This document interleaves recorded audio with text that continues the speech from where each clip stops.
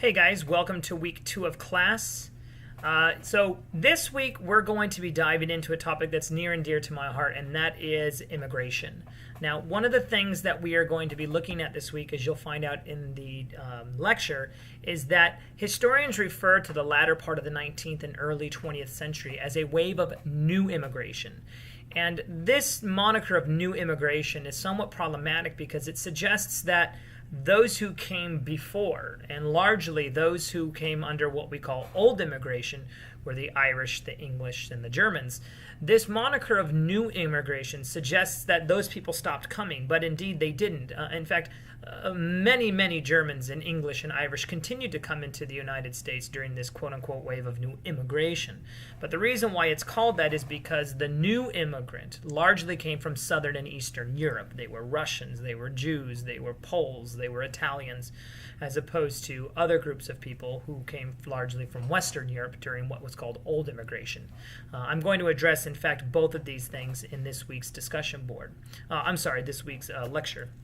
Okay, so there's a lot that I'm going to be talking about this week. We're going to be dealing with issues of nativism. We're going to be dealing with issues of whiteness, and were immigrants white, and who, if they were, to what degree were they considered white, and why is that important?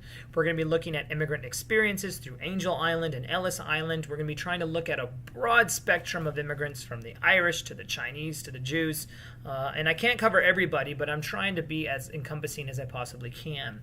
And this period of history is incredibly important to me as someone who's interested in the history of race and the importance of race in the United States. And using immigration as a platform to assess race is quite significant. And so we're going to be doing that to a degree this week. So, of course, there's lectures, there's readings, you have your discussion board.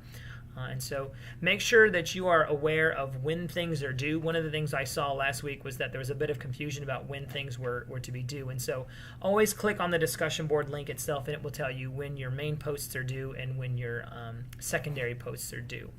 Okay?